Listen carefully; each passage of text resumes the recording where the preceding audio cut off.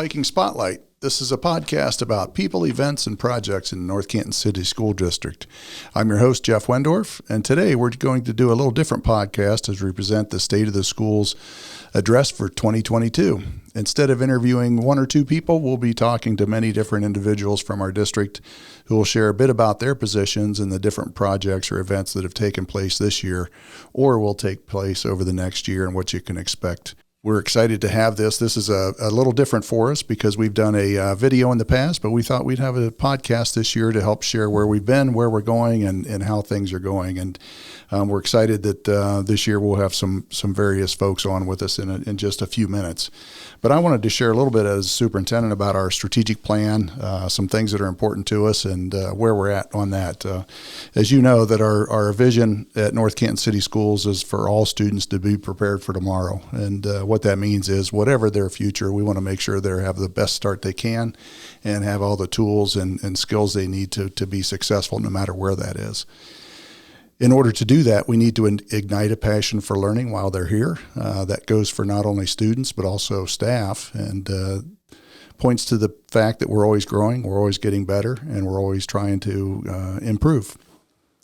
We have 4 values that we post, that we teach, that we ask our staff and students to abide by. That is relationships, respect, grit, and integrity. And we follow those kind of rules as we go throughout the day and throughout the school year. Some of the things this year that were highlights for the district certainly are staff. And, as we go through the past couple months in the spring here, we have certainly Teacher Appreciation Week, Bus Driver Appreciation Week, Secretary's Day, and Administrative Professionals Day, and all the other different food service. And if you follow on Twitter, I encourage you to follow them on North Canton Food Service Ladies Rock. It's a great Twitter account. But, I reflect when we have these weeks, and it's not just a week, it's a year. And we certainly appreciate all of our staff every day. And I'm very fortunate to be able to share that with our staff, to be able to share our staff with our kids and our families. We're very appreciative every day of the year for our staff, everybody from administrators to teachers to all of our support staff, our bus drivers, and it's just a great staff, great place for kids because we have a great staff. We very much appreciate it. On the strategic planning side of things, we always have district goals that we want to work on each year. One, of course, is excellence in student achievement. That's been a goal for many, many years, and we do continue to perform at high levels. And we wanted to make sure we always achieve benchmark academic performance, and that all graduates are enrolled in college or career training, and that they're enlisted in the military or gainfully employed. And that speaks to that piece that I mentioned a few minutes ago, that we want to make sure our kids are prepared for tomorrow. We want to have an exceptional culture. We want to commit to and support each other. It's been a challenging couple years, and I think it shows that sometimes when we don't necessarily agree with somebody else, from our perspective, we need to take a pause and make sure we understand that we're all individuals, we all have our own opinions, and that we should support each other in the opportunity to have those opinions and different views. We certainly want to exhibit and foster the development of the individual, and to make sure that we give our students and our staff and our community the grace to be able to stand on their own and have their own opinions, but also to support our students to make sure they're growing. Another strategic objective area is our communication. We certainly want to attain high levels of stakeholder engagement, meaning that we want our parents and our students to be satisfied with where we're at, where we're going, and how we're getting there, and that they have the information they need. Also with our staff, we do an annual staff survey that we've been doing for about 6 years that gives a lot of in-depth resources for us to be able to adjust our strategic plan based on our staff input. The parent survey will actually be heading out here in the next few days, so we ask our parents to participate in that so that they can help give us feedback and we can form our strategic plan based around those areas. With communications, I think if you have students in the district, you get a pretty good sense of communication from classroom teachers, whether it's through newsletters or Class Dojo or other things, through Schoology, our learning platform. You receive information from buildings in the building office and the principals quite often. From a district perspective, we have our Viking Views, our Friday, which is our newspaper that goes out to all district residents. We also have our Viking News, which is our online Friday newsletter that we try to highlight district events and activities for each week. We do pause that in the summer, but then we also have this podcast and have had fun with this. This is, I think, episode 21, believe it or not, this year, and just a chance to get to know some people and some things in our district. I'm not going to go into great detail on our facilities project, but we have 2 new elementary schools being built as we speak, and Tim Walker will be here to help review the status of it, what we can expect next. But they're underway. The footers are being done, and we're on our way.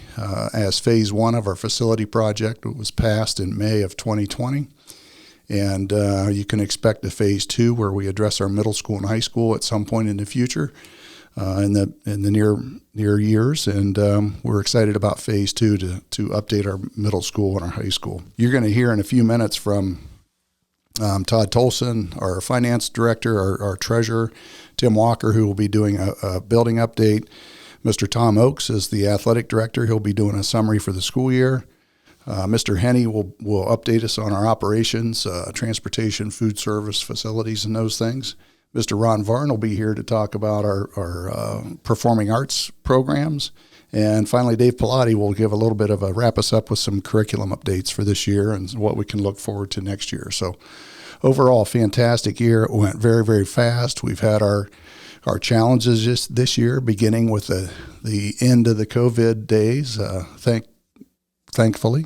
And we're very fortunate to have a great community, great staff, and it's just hard to believe how fast this year went. So with that, we're going to continue with our podcast and turn it over now to Tim Walker for a facility update. All right, we have Tim Walker here with us. He's going to share a little bit about what his role is and the facility update, how we're doing on our building project, what's happening in the district from a new facilities point of view and all the projects, and what you can expect from next year. So welcome, Tim. Well, thank you. It's good to be here. Great to see you again. Well, tell us a little bit about your role and maybe some things that have been happening in the last year and what folks can expect next school year.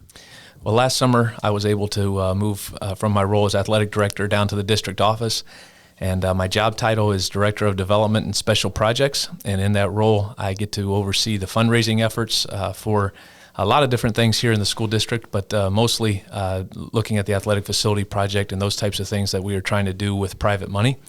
And then also, as part of the special projects, I get to oversee the new buildings that we're building and to interact and kind of be the owner's representative, if you will, or for the school district to the builders, and I get to work on those projects. So it's been an exciting last 10 months and a lot of great things happening, and it's going to be an even more crazy next 15 months, I think. Right. Now, you had a lot of staff meetings, a lot of folks, teachers, and a group that we had together in the fall, especially helping design the building and make sure that we get some teacher input on that. So that design team was involved in some early morning meetings. Since then, you've been talking with a lot of staff in all of our buildings about some things, furniture and the likes. Can you share a little bit about those meetings? So we've had a steering committee that's been meeting for quite some time now, and then along with that, as you mentioned, we've met with different groups of staff, and the architects have done just a great job kind of leading and guiding that process. Sol Harris Day are the architects for this project, and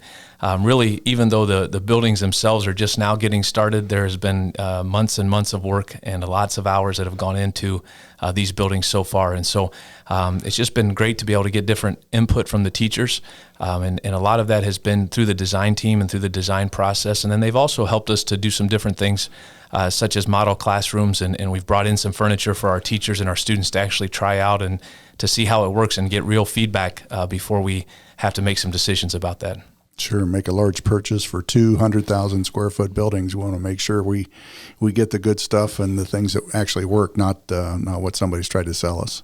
Absolutely, yeah. It's great to get that feedback, and for our teachers and for our young people. And the survey results from third graders and second graders about what they like in a classroom is really intriguing to look at. And the architects do a great job of putting all that together and then helping us guide us in the decision-making process through that. Right. So primarily furniture. I know we've done some work in technology too, on presentation technology and the like, and that's the same process, right? Absolutely. So we've had some different options and different opportunities to model different types of projectors and panels and different technology pieces in our classrooms. And again, it's really important to us to get feedback from our teachers and from our staff. They are in the trenches doing the work every single day, and it's important for us to know how they feel and what they think will work best for their classroom. So that's been an exciting process. Great. That's cool. Thanks. So currently, if you drive by our Charlotte site or the Claremont site, you see foundations in or footers in, I should say, and you see some block coming out of the ground a little bit. They'll be doing some connecting of storm sewers and that to the city storm sewer systems here in the next week or so, but lots going on. So what's going to happen next, and take us through the timeline a little bit. Well, the foundations are definitely going in right now, the footers, and you, as you said, you do see some block going there at Claremont. Really, as far back as last September, we started with the early site package, and that's not real fun construction for everybody to see because nothing's coming up out of the ground. But there was a lot of dirt moving and a lot of pipe and different things being laid during that time, getting those building pads ready so that this spring we could really get going. And obviously, it's been a little bit of a wet spring, but we're still on track, and it's going to be a great next 15 months as we push forward on that. So you'll see some more block and different things go up over the next couple months, and then probably late in the summer, we'll see the steel come in and start to see the buildings really go up then, and we'll have the steel going in, and then eventually in the fall, late fall, the goal is to have the whole building envelope done and completed, and so that we can move inside sometime in December and really focus the work and on what needs to be done inside the buildings. And so there's a lot that has to happen this summer, but a lot of it's going to be fun things to watch. And one of the neat things about being involved with construction projects is just the opportunity to see progress almost on a daily basis. And as long as the weather holds out, those guys are making progress every day, and it's fun to see the project go to come to fruition. Right, and with the architects, they're working on a final walkthrough of the plans, I guess, kind of a 3D model, walking through the buildings. But we're starting to get some drone footage of what the building outline will look like, and that'll be fun until, of course, we get it sealed up, and then you won't be able to see much change. But that'll be inside. Maybe we'll get some more footage later. So. Absolutely, and I want to encourage folks too that if they have an opportunity, we have a great timeline that we've just put out in the last couple of weeks with Hammond Construction, who's overseeing the whole building project, and it kind of just walks folks through what they can expect to see every couple months or so as they work through the process, and that's available on a lot of our social media outlets as a school district and on our website and so forth. And so if you want to have a sense for what's coming next, that's a great place and a great graphic to check out. Right, and the key date that we're most interested in is August of 23. That's like you said, 15 months away. Lots to do in that time, but we're still planning on taking those keys from the builder on early first week of August of 2023. So that's a key date. They were on time. There was some rumors floating out there that we're not going to make it, but right now the plan is we are going to make it in August of 23. So we'll be starting both buildings at the same time. Yeah, that'll be an exciting summer, and it'll be a full summer of 23 to push to get all of the furniture moved in and get everything set up in the new buildings and get some of the old buildings demoed and parking lots built and everything. But it's going to be a great time, and I think it'll be a great thing for our community and for our school district. Agreed, yeah. Any other projects or anything going on in the district that you want to share about? Well, we are replacing the Memorial Stadium turf as part of our grandstand and Memorial Stadium renovation. That's going to happen here starting the first week of June, and so we'll get that project going. And a couple other minor repairs over there at the stadium this summer, and then ultimately looking to replace the grandstand, hopefully right after the football season in November. And so, again, there will be a lot of activity happening over there as well. And so it's there's construction going everywhere, which is fun. So it's an exciting thing to be part of. Right. I think Mr. Henne will share here in a little while that we also have a transportation building project going on there south of the stadium. So that's exciting too, and I'm sure he'll share more about that. So there'll be quite a few construction vehicles and folks walking around the district this summer. So thank you.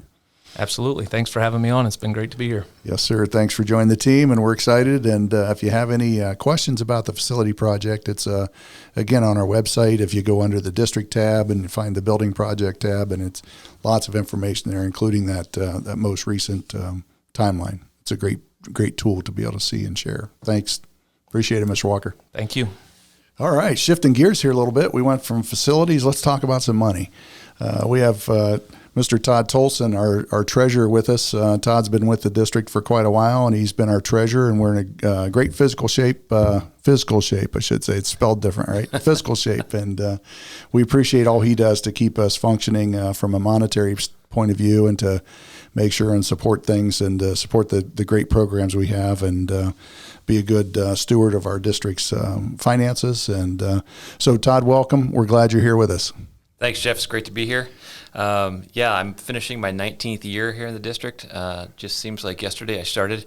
Actually, the day before yesterday, I was a student here in the district. So cycling back around, it's good to be here. Glad to be part of the finance team, and it's a great team that we have. Just in regards to our finances, we are in the strongest financial position we've ever been, I believe, in the history of the district. For sure, in my tenure since I've been here in the district. Financially, our last levy that we passed was in May of 2018, and during that levy campaign, we talked about trying to get levies that would last at least 5 years. So that would put us in the 2023 timeline, and we believe that due to a number of really good things that have happened in the district, we think that we're going to get at least 8 years instead of 5 years out of the district. I know you've been pushing me for that for a while now, but I'll actually put it out in recording that we are in great financial shape. Some of those things that have put us in this position has to do with the fiscal management across the district. It's not just what we do in my office, it's what goes on in every building, the principal leadership, it goes down to all the different departments, and how they manage these dollars. And everyone makes very wise decisions. Even in staffing, every year the staffing needs of the district are evaluated by your office and Mr. Pilati to make sure that we have the right staff in the right places, that we're not understaffed and we're not overstaffed, that we're truly right-sized with the number of people. And by doing that, we make sure that we have a good financial, because we are a people business, so the largest part of our spend is in people. About 82% or 80, somewhere between 78 and 82% of our expenditures are our people, right? Yes, we are a people business. We do not make widgets, and we need to have good people in front of our kids. We need good people to get our kids here, to feed them, to teach them, and to get them back home. So we are a people business, so making sure that we are right-sized and our staffing is huge. Another big thing is we're part of the Stark County Consortium of Governments for doing a lot of our cooperative purchasing. That goes from our insurances for our staff to workers' compensation plans, buying for buses. The list goes on and on and on. But being part of that consortium helps us not be a one-off out there trying to negotiate good deals. By being in that part of that consortium, we have enough bodies that we're able to really drive down prices and to help us financially. One of the other big thing that happened here in the last couple of years is the Nexus Pipeline that kind of cuts across our northern border of our district. When they originally sold it to us, they said we'd be generating about $1.5 million per year for the district, which was great. Unfortunately, that never really came to fruition because as soon as the bills went out to the pipeline, they filed appeals to counteract those values that the different counties across the state had set, and so they've been fighting that. We're actually at a court level at this point, trying to negotiate that. And right now we have about $2.5 million in arrears money that they have not paid to us if the Ohio Department of Taxation maintains those values. We believe that during the negotiations there's probably going to be some reduction in valuation, but we believe that there's still a large amount of money sitting out there that's going to come once again to help us just push that next levy out even farther. Yeah, and that whole pipeline case and the appeals cases that keep getting pushed out by months and even years. That's been going on for two and a half years Yep, or so. Exactly. Yeah, we're in our third year now, and they were supposed to go to court in February. They decided they wanted to try to renegotiate that themselves without being in the courts. So the Ohio Department of Taxation is working with Nexus directly to see if they can come to some kind of an agreement as to what is a reasonable valuation for the pipeline. Right. Yeah. Great. Yeah. And congratulations on a great financial package that you put together and you run. And we're a large organization, $60 million plus or minus. We're starting to push that envelope of $60 million, especially when you look at all of our funds. Federal funds has been a big thing here in the last couple of years with the pandemic and the various funding streams that have come in from the federal government, which we've tried to use to maximize and protect our general fund also. It's just another way that we've been able to protect that for our taxpayers. Right. And any monies we get from the state, or most monies we get from the state, fluctuates on a biennium, right? Mm-hmm. Every 2 years they tell us what our state allocations will be, and but they also send some criteria with that. You've got to spend it in certain areas and on certain programs, and some and not on others. And Yes. So there's some ties to that. Our local income tax pays for about 60% of our budget, is Pretty approximately, close. yeah, Pretty 60% of our budget, and that's paid through property tax. Mm-hmm. We don't have an income tax or anything; it's all property tax. And of the taxpayers of our tax base, about 70% of what they pay in property tax comes to the school district. Is that correct? Yeah, you ought to be the treasurer. No, you're no. pretty good at those finance numbers. Math is not my strong suit, but I know where it's all going. But yeah, so just for our listeners, and to know that the rest of that 30% then goes to, I think about 14% goes to the city of North Canton or the municipality. Some goes to the developmental disabilities Mm-hmm. program and some other smaller library, right? And so we share in those property taxes, but that's our primary source, and we're at a valuation that the state funds us at about 37% approximately. Well, we're closer on the our regular foundation funding, closer to 45, Okay. 46%. Okay. Is what comes in for that. Right, and the balance of our spending that is from local taxes. Yes. And once we pass a levy, and help me share this story and how this works, but basically when we pass a levy, we pass a dollar amount levy. Yes. And we can't ask for more on that particular levy, and it only earns that much for the life of the levy. Yes and no. In a bond issue, that's correct. We have to figure out how much we need to pay off our debt for our most recent building project, and we will only collect what we need to be able to pay off that debt. We're talking about our operating dollars. That can fluctuate. It is based upon valuation, and what we have is our voted mills. And because of an anomaly that came into place in the 1970s, House Bill 920, however much you generate, as your valuation increases, they actually will roll back our millage so that we pretty much collect a very similar amount. Now, as new developments come in, new homes get built, some of those types of things, we will see the overall dollars increase, but we have to make sure that we're always managing and looking at the overall valuation of our district. Right. And we're fortunate that the valuation of the district has been going up overall, as most things do in the world. Our valuations increased over the years, some mostly up, but some dips here and there. We've had a few years where it dropped back in the 09, 10, 11, when some of the crash happened. We did have some situations where the valuations was dropping significantly, but that has definitely cycled back around, as you can see by the housing market, and houses up and down off the market relatively quickly. Right. Good stuff. Thanks. What can we expect in the future? You talked a little bit about we're in good shape, but what are major expenditures? What are some things that folks can expect in the 22-23 school year? Well, for us, we are always just trying to maintain and offer, the most services that we can provide to our students, staff, community within those resources that are provided to us. Things that we're looking at and keeping our eye on is that Nexus Pipeline ruling as to how that's going to shake out, because that could be a very significant influx of resources to the district, and then ongoing from there once that is settled at the appropriate valuation that they determine. We just negotiated a new contract with our certified staff, and we believe that it's a great contract. So, our staff contracts are, in place for the next 3 years. Mm-hmm. So we're very happy with that.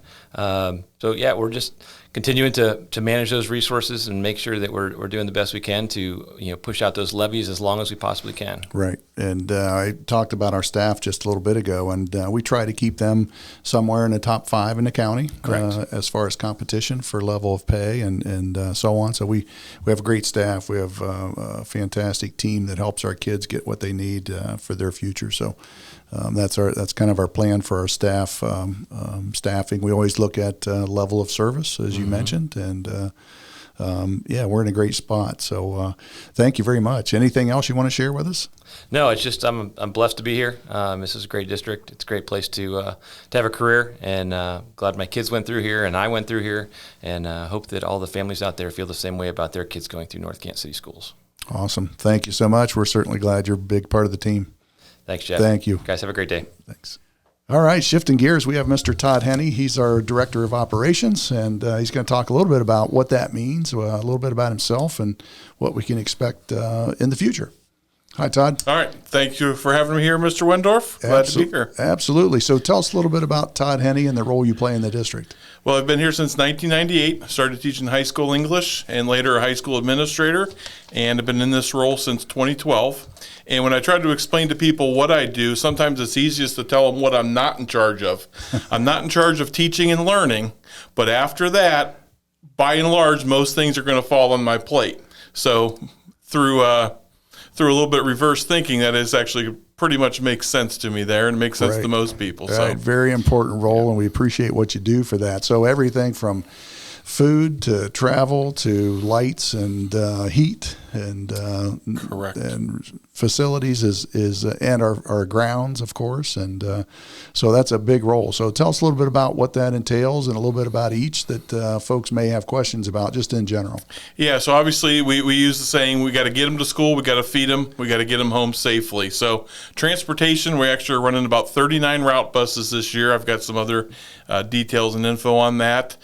Great staff down there, and we're going to lose our longtime administrator, Debbie Doughton, 14 years here in the district. And this past year, Tracy Heckman has assisted with her in a co-leadership role. And we're excited to thank them and to allow them to go into the retirement that they've earned. And Sharon Papineau is going to join us here in the fall. And Sharon's a retired State Highway Patrol trooper, and we think she's going to bring something unique in leadership and some other things to the district. While she knows she has a lot to learn, I do think she has some experiences in her personal and private or work life prior to this are going to serve us and our students well. Right. Maybe we'll have her on in the fall once she gets here. But just in general, she's been a state trooper, but in most recent years with the State Patrol, she's been involved in bus inspections and those kind of things. So she's very in tune with what happens from a busing point of view. Yes, correct.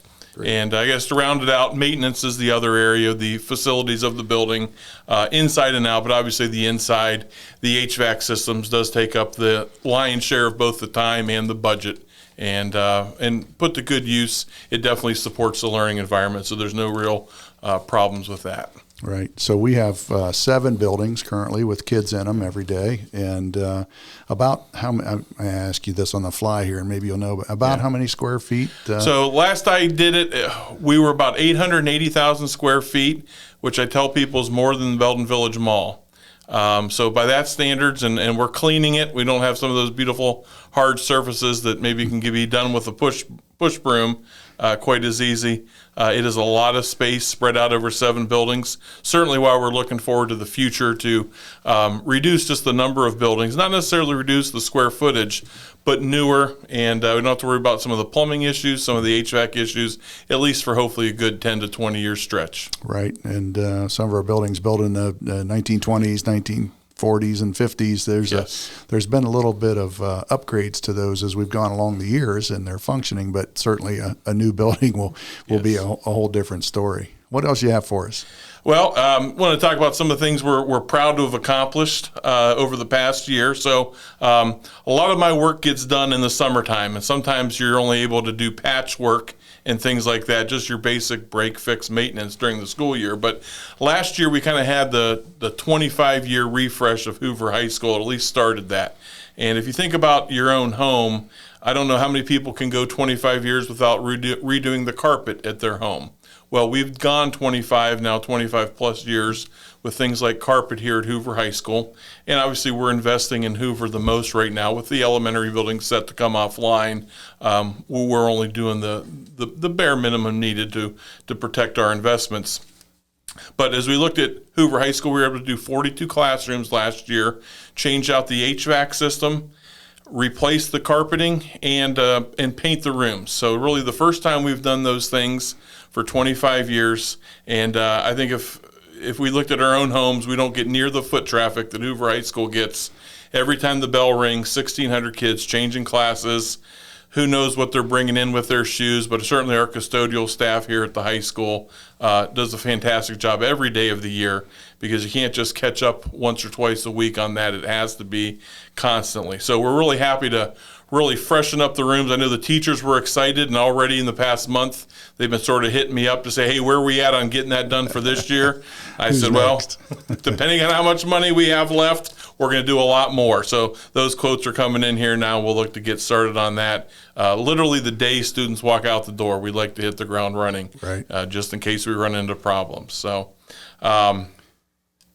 Hoover Hall is another one of the areas that we're most proud of. Obviously, Hoover Hall was installed in 1976 when the old North Campus was built to host the district's athletics, the arts events, both instrumental and vocal, and it served our community well. Well, those chairs had certainly seen well over 40 some years, and it was time to start to replace them as they actually almost approached 50 years. So right now, happy to say we have the entire lower level done. So that's over 400 seats. The flooring has been redone, a combination of carpet and hard surface, which is both a cost savings, but really the one-time cost savings is not a problem for really what I think is the crown jewel of all the classrooms in the district. But it's also just a daily maintenance, much easier for our guys to keep it clean, looks good, put a little polish on there, and it just looks fantastic, kind of like that first day of school look, and it really holds up well over time. So we're happy to have done that. Received just a ton of compliments of late. And the reason why they came so late, of course, is because we just haven't used Hoover Hall because of the pandemic like we would like to for the past couple of years. But that's coming to an end. It was great to see kids in there, parents in there, night after night here in the springtime. And that was a lot of fun. Not only that, but at Hoover Hall, we were able to redo the entire speaker system. And appreciate Bruce Nist and a couple local vendors designing that, making it ideal. And it's not just where are we going to put these, left, right, top, bottom, and center? There's computer models. Science behind it, right? Yeah, All there's the absolutely a high level of science behind it. So there's optimum hearing wherever you're at in the hall. And I think that's great. I think our students deserve that as hard as they work, whether it's the musical, the plays, and certainly the instrumental and the vocal. Right. And I do call it the crown jewel here. And I'll put it up with any theater here in Stark County in terms of what we're able to do. So Right, yep. Very fortunate. And we get some private support for that as well through some donors and so on. Yeah, we've been very fortunate, yes. Great. Absolutely. Behind the scenes, we've worked hard on 5 new school buses came in last year, and then a good addition to security cameras, especially at the high school and the middle school level. I know that the teachers and the administrators are happy to have that. It certainly helps just keep the function of the building going, and it certainly protects our investment without a doubt. Yeah. Tell us, you mentioned buses there a little bit. Tell us a little bit about our fleet. And I know over the past several years we've tried to go away from diesel a little bit. Tell us a little bit about our transportation fleet. Yeah, so right now, this year, we're running 39 school buses a day. 4 of those are devoted to special education students. All totaled, each day we're running 1,828 miles. And I try to put that on a map, and that'll get you to Yellowstone Park every day, and still have a few extra miles to spare. So Yellowstone's a little bit short of 1,828 miles. So it kind of give you an idea that when we wrap up a day and everybody got home from school safely, there were no accidents. I think it's an incredible accomplishment, and knock on wood, we're able to do that 175 times a year. Yeah. And it is great, not without a lot of hard work and dedication, starting with the bus drivers, the mechanics, but certainly the parents and the students play a huge role in that. So when we come back in the fall and add our 5 new propane buses, we're actually going to tip the scales. We'll be at 20 propane buses and 19 diesel buses. That'll be obviously the first time we've ever tipped the scales there to be more propane than diesel. Certainly a good time to be there. Obviously, diesel prices are rising. Of course, the natural gas, the propane is rising as well. Sure. Maybe not as fast. And the advantage of the propane is the mileage is about the same from what I understand as far as efficiency of the bus, but it's certainly cleaner. Yes, much cleaner, and it is a little bit less per mile traveled in terms of the total cost, especially now with diesel pushing $5 a gallon. Right. Right. That's fantastic. And I talked to all the groups that we've talked to today, but our staff is critical to us, and we just very much appreciate our drivers, our mechanics, and so on what they do. And our drivers are the first person that kids see from a district point of view, and the last ones they see for the day. And sometimes the parents, they're the only ones they see. Correct. And so we very much appreciate and care about our bus drivers. But how about our custodial staff? You tell us a little bit about that crew? Yeah, so we have 24 custodians across the district, and each building has its own head custodian. And then the high school is the only building that has a midnight staff. For the rest of the buildings, it's just a daytime person or 2 people, for instance, at the middle school, and then an afternoon custodian, one single one at the 4 elementaries. And then the middle school has 3 in the afternoons, high school 3 afternoons, and 2 midnight guys. Mm-hmm. So those guys definitely have to hustle to get that 880,000 square feet covered every day and every night, and certainly not a dull job. And then they kind of switch gears in the summertime and do those kind of one-time job. They do a lot of break fix. Yeah. We certainly bring in HVAC repairman, plumbers, and things like that, but it's amazing how much we're able to save just by doing jobs on site. And then our only cost is just the cost of going to Home Depot or Moeller's and getting those parts. And but they really, a good custodian will pay for himself 2 times over, and a lot of our guys do that with our maintenance staff. Yep. We have a great team. And when you think about teaching and learning that you talked about early, it doesn't happen without safe, reliable transportation, great food service, and clean, safe facilities. So very much appreciated. Good. How about food service? What we got to feed them, right? And, it's certainly, I could argue, it's been the craziest 2.5 years in food service. Obviously, the pandemic has made everybody's life different, and usually not easier. But certainly, food service has had to roll with the punches. Obviously, we know what they did. Literally, the week that we shut down schools on the governor's order over 2 years ago, we were up and running and feeding families 100% free right off the bat. All they had to do was drive their car down to the middle school, and we were fortunate to be able to continue that into the summer and do that the last 2 summers. Now, of course, we're a little bit of a guessing game from the federal government whether that'll be supported again or not. So just ask all the parents to stay tuned. We'll get that information out as soon as possible.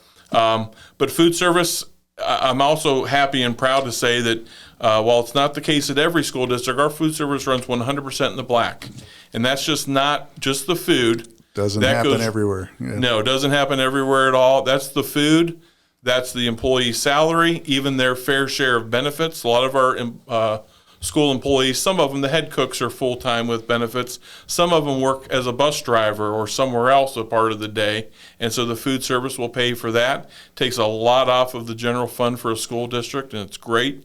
And that goes for if they have a break fix problem, they call a repairman in, or if they need a new oven, those are all coming from the food service budget. So Right. Very happy to say our food service program is run as well as any in the state, certainly. Right, and there's all kinds of regulations with the food service on nutritional standards. The government also tells us how much or how little we can charge for foods and maximums and minimums. So it's all highly regulated. But you're right, our staff does a great job, and Jill Louder, the food service director, and they do a fantastic job. Well, let's see. We talked about getting the kids to school and feeding them and facilities and getting them home. What else would you like to share with our listeners? Well, we got big plans here for the upcoming school year and certainly into the future. So around June 6th, we plan to break ground on the transportation center, and that was part of the bond issue. While not funded intact or funded by the state funding, like the schools are going to have a large share done,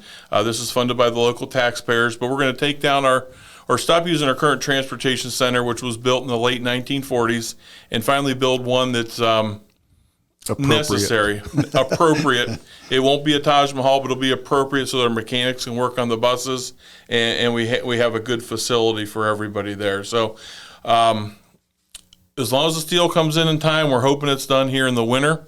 And obviously, with all the different delays, we're just going to keep our fingers crossed, roll with the punches. So a little bit of a topsy-turvy start of the year with the buses moved out of there. But as long as we can get good weather, get the steel delivered on time, we've got a good construction company from Apple Creek, Ohio, and a lot of local subs that'll be here on site doing that. Much similar, and it's a lot of the same names that we're seeing constructing our 2 elementary schools. So all the bus garage, transportation center is going to start just a month or so later than the elementaries. Much smaller facility, of course. It will pass it up. It'll be done. Be first, under roof and be done almost in no time. A large portion of the facility, obviously, is just a finished floor for the mechanics, so there's not a lot of carpentry and plumbing and HVAC that's going to go into that. So it'll go very quickly once we get the steel on site. Excellent. Great. Well, we sure do appreciate what you do and all the efforts that you lead to help our kids get what they need and our staff get what they need for a fantastic education. And, thanks for joining us. We may have you on next year for a solo podcast with you. But, absolutely. All right. And I know Jill Louder is on next week to talk a little bit more in depth about food service. Correct. Yep, that'll be good. Thank you, Mr. Henne.